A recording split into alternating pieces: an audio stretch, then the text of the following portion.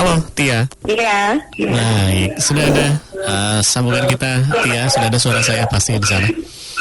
Ya, suara rekan Heri cukup terdengar baik di sini. Baik, terima kasih rekan Heri dan selamat sore pendengar PR. Saat ini saya Tia Santika berada di Pemda Kabupaten Bandung, pendengar tepatnya di ruang kerja Bupati Bandung, Dr. H.M. Dadang Supriyatna STPM SI. Seperti yang sudah kita informasikan sebelumnya ya, kita punya waktu talk show edisi khusus bersama Bupati Bandung hari ini. Pendengar selama 1 jam ya, kita akan merefleksi 100 hari kerja Bupati Bandung.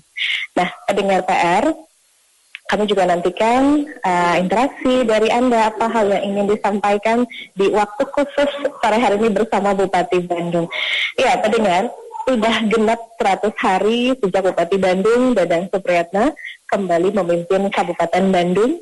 Dalam kurun waktu tersebut, berbagai kebijakan strategis dan program percepatan dijalankan untuk menjawab janji-janji kampanye dan kebutuhan masyarakat. Tapi sejauh mana capaian yang sudah diraih dan juga apa saja tantangan yang dihadapi di lapangan, dan seperti apa arah pembangunan Kabupaten Bandung ke depan. Nah, dalam talkshow spesial kali ini kita akan berbincang langsung bersama Bupati Bandung Dadang Supriyatna. Sudah bersama saya. Assalamualaikum, selamat sore. Waalaikumsalam warahmatullahi wabarakatuh. Selamat sore. Baik, sehat ya Kang ya? Alhamdulillah. Di tengah padatnya agenda hari ini masih tetap kelihatan fresh begitu. Apa di rahasianya? Rahasianya ikhlas. Ikhlas. Jadi segala sesuatu kita melakukan kerja itu dengan terus berorientasi ke urusan duit ya, tapi bagaimana memberikan pada yang terbaik untuk masyarakat secara terus dan ikhlas. Nah, Masya Allah luar biasa nih pendengar PR ya, Bupati Bandung Kang DS. Ini sudah berkali-kali, tapi ini tidak terasa sudah 100 hari ya Kang ya, berarti sudah banyak sekali dari banyaknya program yang sudah dijalankan. Tapi boleh diceritakan dulu Pak, kegiatan akhir-akhir ini mengurus Kabupaten Bandung, apa yang sedang difokuskan dalam waktu dekat ini? Baik, periode kedua ini berbeda dengan pada waktu periode pertama. Jadi saya itu jadi bupati yang dihadapkan dalam undang-undang yang mana undang-undang ini kita genap 5 tahun ya, tapi hanya 3 tahun setengah kami terbentuk oleh undang-undang nomor 16 undang-undang tahun 2016 yang mana hasil pemilihan 2020 ini habis sampai dengan Desember 2024 ya. Tetapi kita mengajukan ke MK sehingga sampai dilantiknya Bupati adalah terpilih hasil pemilihan 2024. Ini kan perubahan bukan perubahan undang-undang tapi hasil MK. Nah, sehingga begitu pelaksanaan pilkada serentak nasional tahun 2024 ya, bahwa pada tanggal 27 November tahun yang lalu sehingga pelaksanaan pelantikannya pun serentak. Ada dua gelombang akhirnya bagi yang dismisal atau tidak diterima oleh MK, maka ini dilantiknya pada tanggal 20 Februari 2025 kemarin serentak secara nasional dilaksanakan di istana di Jakarta ya, di Istana Presiden, diikuti oleh 400 sekian lebih kepala daerah, gubernur, wakil gubernur, bupati, wakil bupati, wali kota dan wakil wali kota se-Indonesia. Nah, setelah selesai pelantikan retreat 8 hari, sehingga begitu kembali retreat baru kita bisa bergerak untuk melaksanakan program yang 100 hari kerja. Artinya sudah mulai terpotong 8 hari kegiatan rekrut sehingga tidak genap 100 hari. Tapi pas begitu penghitungan 100 hari kan memang ada sebagian yang tercapai dan ada yang belum tercapai. Nah, itu tentunya perbedaan antara periode pertama yang tentunya berbeda dengan periode sebelumnya, masa baktinya 5 tahun. Nah, pas begitu periode pertama kita hanya 3,5 tahun ya, 3,5 tahun, terus masuk lagi kepada pemilihan serentak nasional. Nah, itulah aturan undang-undang yang sesuai yang disesuaikan. Kemudian hasil daripada pilkada serentak nasional, dan sepanjang Indonesia merdeka bahwa baru pertama kali kepala daerah ini dilantik oleh presiden. Jadi artinya ini perbedaan yang tentunya sangat menonjol dan signifikan. Dan perbedaan yang kedua adalah retreat dilatih dan katakan wajib militer. Ya, sehingga memang jiwa korsanya sudah terbangun di antar hubungan antar daerah ini. Nah, kayak dulu kepala daerah ini tidak kenal dengan daerah ini walaupun satu provinsi. Tapi kemarin kita berkumpul di Indonesia sehingga masing-masing sudah mengetahui dan sudah bertemu, sehingga untuk meningkatkan kolaborasi kerjasamanya ke depannya akan lebih mudah. Semakin erat begitu mungkin rasanya. Jadi jiwa NKRI-nya, jiwa kebersamaannya, ini terbangun ya. Waktu retreat karena dibangunkan jam 4 subuh, selesai jam 11 malam, tidur, bangun lagi selama 8 hari kebersamaan. Itulah yang membuat kita di antara kepala daerah Indonesia ini bisa saling memahami, merasakan, dan insya Allah solid dan kompak dengan Pak Presiden, sehingga untuk membangun negara Indonesia ini akan lebih cepat dan lebih mudah. Sepertinya ada sentuhan retreat, ada sentuhan yang berbeda juga mungkin ya kan untuk Kabupaten Bandung sekarang. Ya jelas, karena kalau dulu kan hanya pendidikannya formal dengan Mendagri saja. Atau mungkin kebetulan saya pernah ikut Lemhanas. Bahkan Lemhanas saya ini kan Lemhanas internasional di Singapura dan Jakarta. Dari jumlah kepala daerah Indonesia ya, saya sekitar 19 orang. Tidak seluruhnya. Tapi retreat ini kan seluruhnya. Yaitu hadir seluruh menteri, dihadir oleh seluruh menteri sebagai narasumber dan dilangsung oleh Pak Presiden, Wakil Presiden. Ini sangat berbeda. Artinya penyampaian visi misi dan program kerja Pak Presiden ini langsung diterima oleh kepala daerah se-Indonesia. Artinya akan lebih cepat mentransformasi informasi untuk melaksanakan dan mengimplementasikan program-program pemerintah pusat. Nah, begitupun efisiensinya juga sama, kita kena imbasnya juga. Ya, nah itu ya pendengar PR ya. Nah ini Anda mungkin ya saat ini baru saja bergabung kembali menyimak TRFM. Kita masih dalam talk show edisi khusus bersama Bupati Bandung, Kang Dadang Supriyatna, pendengar PR ya, dalam refleksi 100 hari kerja Bupati Bandung. Kang, boleh kita review prioritas apa yang sudah menjadi prioritas utama di 100 hari kerja dan bagaimana hasilnya? Prioritas 100 hari kerja ini memang lebih mengarah kepada mempertajam dan menambah program-program kerja yang sebelumnya. Ya. Dari program 13 program prioritas pada waktu periode pertama ini kita tetap lanjutkan dan bahkan lebih ditingkatkan. Contoh misalkan waktu sebelumnya ini kan contoh guru ngaji misalkan. Guru ngaji ini mendapatkan BPJS hanya 2 manfaat, jaminan kecelakaan kerja, jaminan kematian. Nah tahun ini sudah mulai lagi tambahan jaminan hari tua, jadi jaminan JHT-nya ini diberikan. Nah sehingga ini perbedaan-perbedaannya yang tentunya dari 13 program ini kan terus kita laksanakan, termasuk kita akan nambah lagi 1 buah rumah sakit di Cimenyan, ya, sehingga jumlah rumah sakit totalnya yang pertama dulu sebelum saya menjabat sebagai bupati ya, baru 3 rumah sakit. Jadi pertama kemarin nambah 5 buah rumah sakit. Nah sekarang insya Allah kita nambah 1 lagi, jadi totalnya 9 rumah sakit di Kabupaten Bandung. Nah terus ada lagi untuk menciptakan dan menciptakan wirausaha muda dan lapangan kerja. Kenapa? Karena kita orientasinya bagaimana untuk mensukseskan programnya Pak Presiden dalam menghadapi Indonesia Emas 2045, artinya usia produktif di Kabupaten Bandung ini kan 52%. Maka kita ada rencana 50.000 menciptakan 50.000 wirausaha muda dan lapangan kerja. Dan ini sudah berjalan di 100 hari kerja. Artinya kalau dibagi 5 tahun, per tahunnya kan 10.000 orang. Nah, 10.000 orang ini dibagi 4 komponen.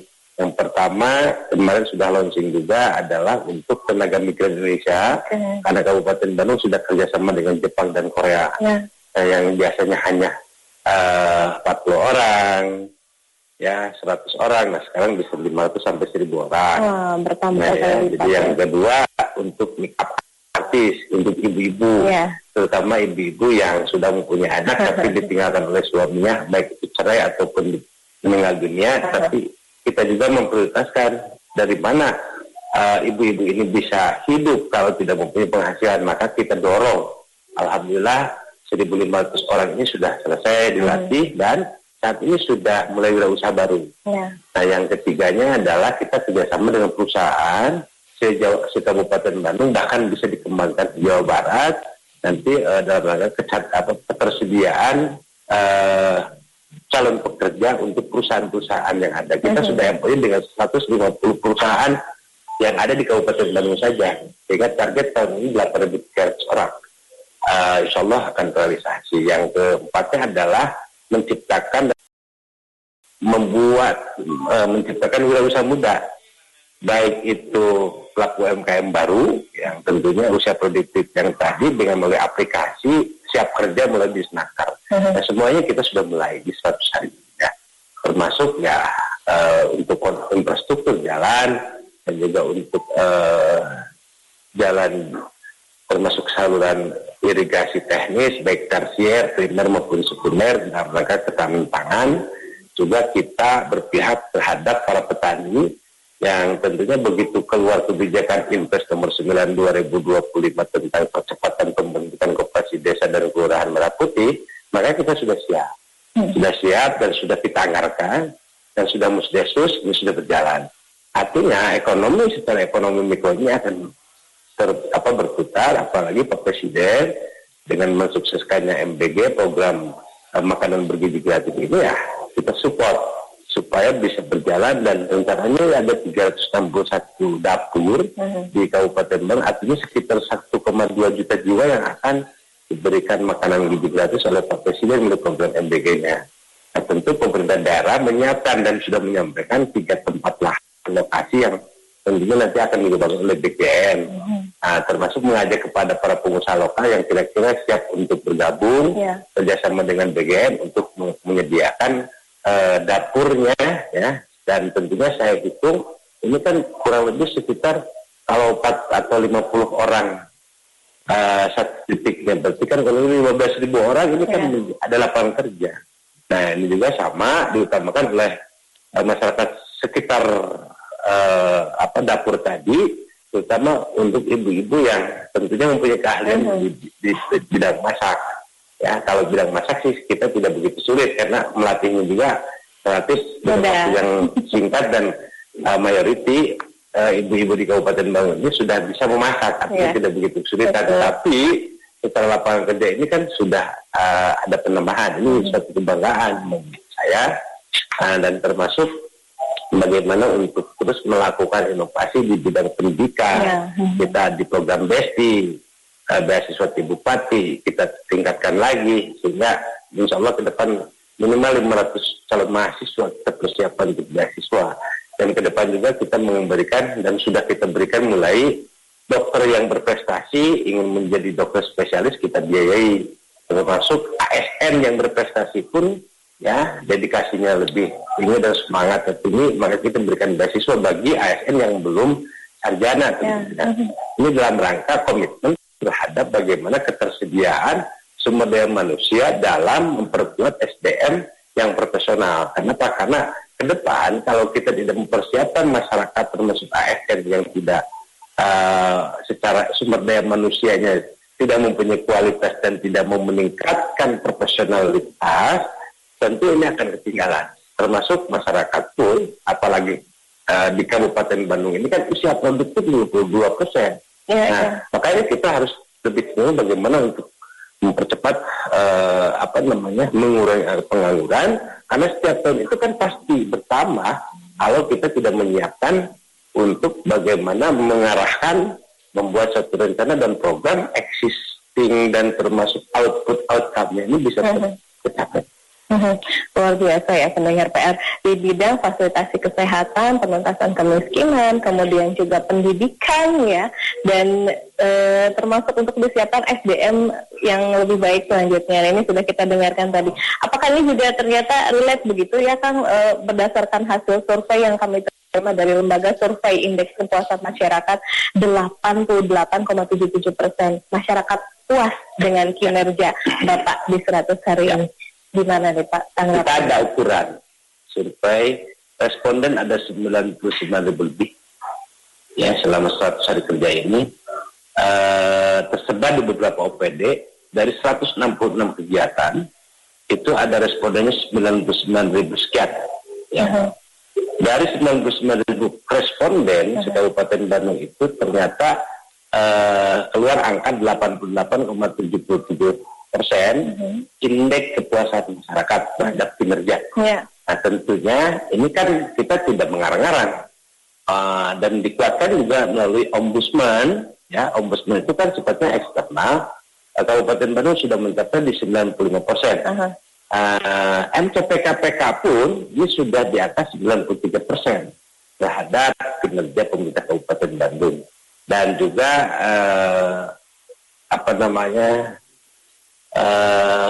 dari KPK juga itu ada penilaian antara MCPKPK dengan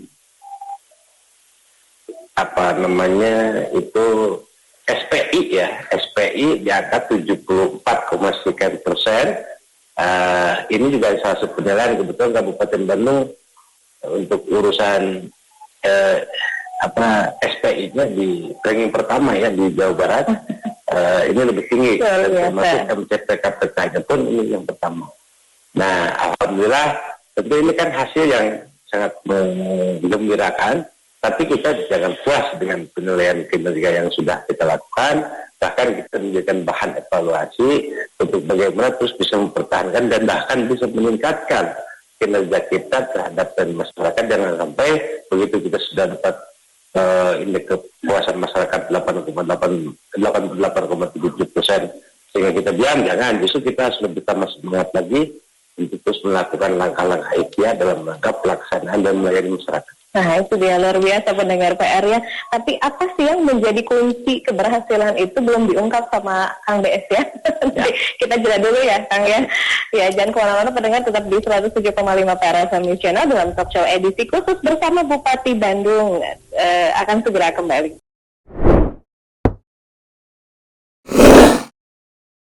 Ya baik rekan Heri, terima kasih, dan pendengar masih dalam talk show edisi khusus bersama Bupati Bandung Dr. HM Dadang Supriyatna IPMSI.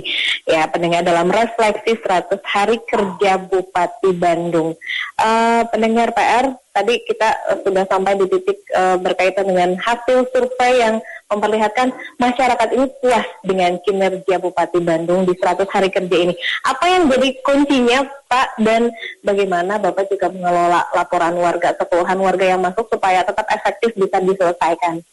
Kuncinya kita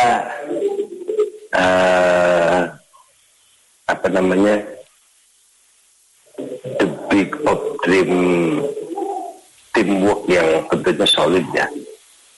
Karena seorang bupati ini kan hanya sebagai leadership, hanya sebagai solusi kebijakan dan sebagai eksekutor dalam konteks kebijakan. Tentu salah satunya adalah kompaknya tim. Nah, kompaknya tim di sini adalah ASN, pelaksana, kepala OPD, sehingga apa yang sudah kita canangkan, apa yang sudah kita rencanakan, apa yang menjadikan prioritas di 100 hari kerja, ini betul-betul kita push begitu dilantik maka saya walaupun retreat tetap memantau apa saja yang harus segera dilaksanakan dan dieksekusi, termasuk di launching ya. Ini terus kita lakukan dan alhamdulillah berkat kerjasama semua pihak dalam hal ini, saya, Pak Wakil Bupati, Pak Forkopimda, dan juga ASN, seluruh karyawan pemerintah Kabupaten Bandung, dengan juga para kepala desa, RT RW, ini bergerak, dan seluruh lapisan masyarakat bergerak terus, dan alhamdulillah ini bisa tercapai. Itu kuncinya kolaborasi, kuncinya sinergitas, dan kuncinya kita menjadi servant leadership atau pemimpin pelayan yang tentunya apa yang harus kita berikan kepada masyarakat sesuai apa yang telah kita janjikan pada waktu kampanye. Nah tentu ada pula yang melalui aspirasi, melalui DM, melalui IG. Saya sering mendapatkan keluhan-keluhan. Baik itu, Pak Bupati ini ijazah belum keterima. Pak Bupati saya mohon bantuan, saya karena BPJS bunga. Pak Bupati saya minta bantuan jalan rusak. Saya minta bantuan ini. Doa banyak, saya belum makan. Saya misalkan jalannya harus diperbaiki sampai perbatasan seluruh. Tapi tidak alergi dengan kritik dan juga kami tidak alergi dengan DM ataupun melalui WhatsApp, WA atau melalui aplikasi yang lainnya yang kami layani sepanjang tidak melanggar peraturan perundangan. Nah, kenapa saya katakan seperti itu? Jangan sampai kita mengajukan sesuatu tapi kita melanggar juga. Karena pemerintah daerah ini tidak serta-merta pada hari ini ada keinginan masyarakat A, maka harus dijawab langsung A pada hari ini, semuanya harus melalui mekanisme. Apalagi dengan pola anggaran yang tentunya sudah disepakati melalui APBD ya, postur APBD kita. Nah dalam perencanaan ini kan tidak ujug-ujug, harus direncanakan masa. Nah, tapi kadangkala masyarakat, saya juga menemukan ada masyarakat aspirasinya hari ini disampaikan, pengen juga hari ini selesai, gitu kan. Nah, bisa juga sama dengan kita membantu, tapi kita melanggar aturan peraturan perundangan yang pada akhirnya kita jadi kena dampak daripada itu. Nah, tentu ini semua mana yang bisa diselesaikan pada saat ini, mana yang kita rencanakan di APBD perubahan, mana yang kita rencanakan di APBD mulai 2026, ya kita pilih. Katanya Pak Sekda ini masukan, coba skemanya masuk di dalam, kalau kebencanaan ya kita ada anggaran BPT. Artinya ini bisa digeser melalui Perbub APBD parsial. Tapi kalau misalkan di sini tidak menggunakan dana BTT, berarti kita melalui proses penggeseran di dalam, tapi tidak boleh merubah judul. Kalau penambahan ya judulnya ada sih mungkin bisa. Nah, atau proses yang keduanya dalam APBD perubahan. Jadi APBD perubahan ini berarti antara eksekutif dengan legislatif dibahas bersama-sama. Dan kalau misalkan sekarang musim efisiensi, ya di roll-over di 2026 menjadi prioritas gitu. Oke, semua direspon, tapi ada prosedurnya harus dilewati, begitu ya Kang ya. Nah, ini juga sudah ada beberapa interaksi dari warga juga nih Kang. Izin sampaikan ya. Oke, nih, baik ya. Ini yang masuk melalui media sosial Instagram dari Kang Aditya Wicaksono nih Kang. Kang, fokusnya ke wilayah timur juga dong Pak Bupati, katanya Cilengkrang kayaknya butuh perhatian, jalan yang rusak dekat rumah saya Pak. Cilengkrang Pak. Gini, dalam konteks pajak, saya sepakat dan kita sudah membuat pernyataan Pak Gubernur KDM bahwa kita mendapatkan setiap tahun itu kan pajak PKB. Jadi Kang Adit, ya tentunya ini bukan hanya Cilengkrang saja, pokoknya yang seluruh jalan kabupaten yang berada di Kabupaten Bandung saya targetkan melalui program option dari PKB, pajak kendaraan bermotor yang tentunya sharing dengan provinsi, insya Allah saya optimis dalam waktu 3 tahun ke depan selesai. Karena kita sudah mapping dari jumlah atau panjang jalan di Kabupaten Bandung punya. Kabupaten Bandung itu di 1.500 km, yang sudah selesai di 1.050 km, kita tinggal menyelesaikan di 450 km. Nah dari 450 km ini kurang lebih menghabiskan anggaran di 1 triliun.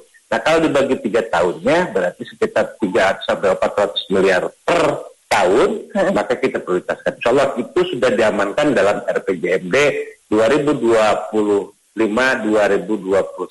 yang tentunya ini sedang kita godok pembahasannya. Dan seluruhnya bukan hanya Celengkang, dan di Celengkang di Cimenyan itu kita akan bikin rumah sakit tahun depan mulai.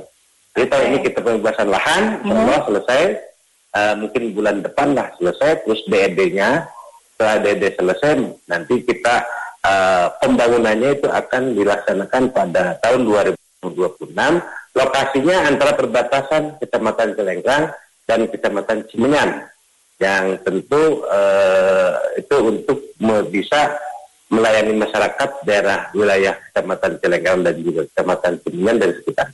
Oke, ya itu untuk Cilengkang. Berarti Sapang juga termasuk ya Pak ya, katanya ini dari Agnes Amalia, Pak Sapang masih suka banjir plus jalan masih jelek, termasuk itu ya Pak ya, berarti ya 3 tahun targetnya. Jadi Sapang ini kan kampung saya, jadi saya itu kan di Sapang.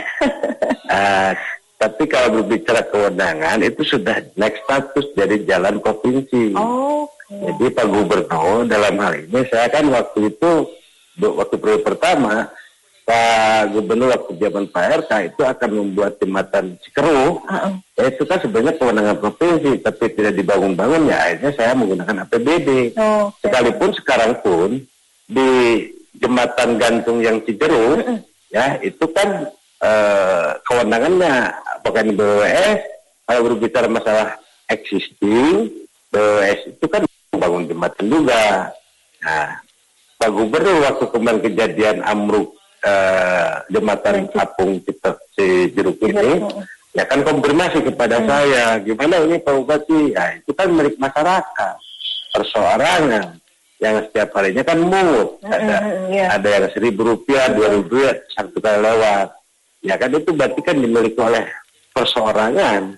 Nah begitu kejadian kan jangan menyalahkan pemerintah, tapi apapun itu ternyata kan menjadi APBD sesuatu kan tetap juga, sehingga kami sarankan kemarin untuk dibongkar.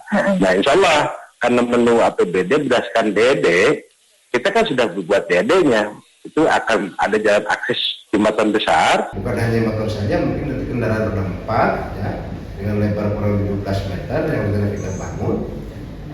Ini anggarannya mencapai berdasarkan hitungan DED sekitar ya 60 M, 50 M ya. Nah, tapi kan saya konsultasi dengan Bu Wamen melalui program Impres Jalan Desa. Pak Gubernur konfirmasi kepada saya, nah bertanya berapa anggarannya, tapi menurut DED itu 50 M, udah bagi 2 aja dengan provinsi, enggak Pak Gubernur. Tetapi kan menunggu proses juga lama. Ya, apakah ini APBD perubahan atau murni? Kalau APBD perubahan nggak mungkin dilaksanakan pada tahun ini. Berarti harus menunggu APBD murni 2026. Nah, tetapi masyarakat sangat membutuhkan. Akhirnya saya di APBD perubahan ini menambah khusus kurang lebih 7 miliar untuk membuat seperti rencananya, yaitu jembatan layak untuk kendaraan roda 2 saja. Itu lebarnya agak lebar, selalu 2,2 meter, tapi tidak boleh digunakan untuk mobil. Nah, yang maksud tadi DED-nya hitungan sekian, yaitu untuk roda 4 dan roda 2 seluruhnya bisa masuk dan keluar di jembatan tersebut. Kenapa saya rencanakan? Karena disitulah jembatan sebagai akses untuk mengurai kemacetan wilayah Bojong Soang, gitu pemikirannya. Jadi netizen dan masyarakat mesti paham bahwa kondisi Cijeruk itu juga kita tidak sering lempar kewenangan dan tanggung jawab, tapi selama kita bisa untuk melaksanakan ya kita laksanakan. Berarti nanti sekali lagi Cijeruk ini ditargetkan bisa diakses roda 4 juga ya Pak ya? Nanti nanti setelah jembatannya permanen, lebarnya kurang lebih 8 sampai 12 meter. Ya, dengan DD berdasarkan DD kan kita usulkan. Tapi kalau menurut itu kan lama, nggak mungkin tahun ini. Nah ini saya geser nih ada perubahan sekitar 7 miliar kalau nggak salah. Nanti begitu para DPA kita tender, siapa pemenangnya kita lihat. Insyaallah tahun 2025 selesai. Kalau sekarang kondisinya gimana? Kondisi sekarang sudah dibongkar karena takut terjadi sesuatu hal. Belum boleh ya? Ya, udah dibongkar. Itu kan milik perseorangan. Bukan milik pemerintah daerah, bukan milik BPS. Oke, begitu kabar baiknya benar ya. Pokoknya ini memang sangat dibutuhkan ya untuk solusi kemacetan salah satunya. Oke, baik, ada lagi Kang ini dari Kang Budi. Pak, upami flyover Bojongsoang kumaha progresnya apakah terjanten flyover Bojongsoang? Saya dengan Pak Gubernur sudah menghadap kepada Menteri PUPR dan flyover Bojongsoang, flyover Kopo, flyover Dangder, Rancaekek itu sudah diusulkan. Nah, persoalan kapan dilaksanakan, nah ini saya tidak bisa menjanjikan, tetapi secara bersurat saya menyampaikan surat melalui Pak Gubernur, ya langsung kepada Kementerian PUPR, dan pada waktu itu Pak Gubernur bareng sama saya dan para kepala yang lain datang ke Kementerian PUPR.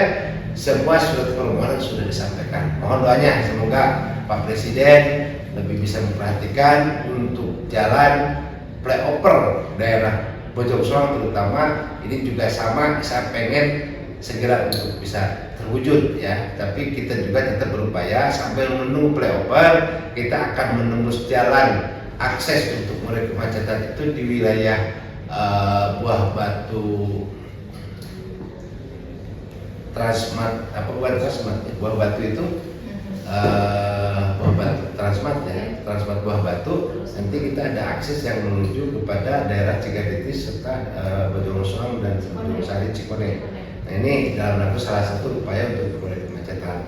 Tetapi tetap ya flyover ini kita usulkan, dan juga bagaimana supaya flyover bisa didorong. Saya akan selalu mengingatkan, saya tidak akan bosan-bosan, akan terus datang kepada Kementerian PUPR untuk bisa membantu dan merealisasikannya melalui Pak Gubernur.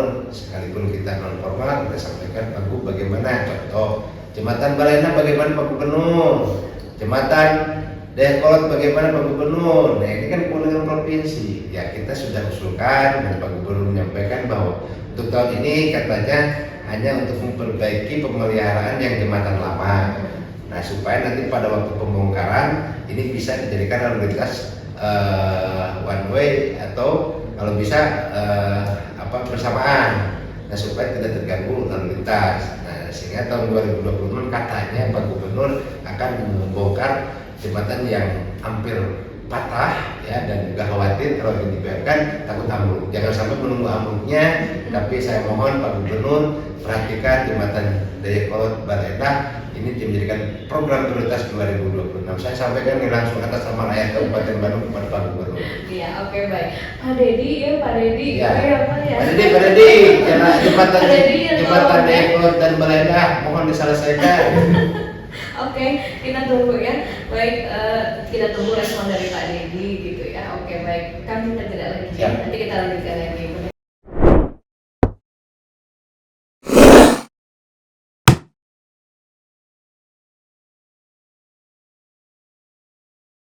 Iya, pendengar PR masih di talkshow edisi khusus bersama Bupati Bandung, Kang Danang Supriyatna, dan ini di sesi terakhir ya, kita sedang merefleksi 100 hari kerja Bupati Bandung. Kang, kalau dibacakan semua banyak sekali dan nggak cukup kayaknya waktunya, tapi bagaimana Kang Des memastikan bahwa program-program yang dijalankan tidak hanya bersifat jangka pendek, tapi juga berkelanjutan dan berdampak positif dalam jangka panjang? Tentu.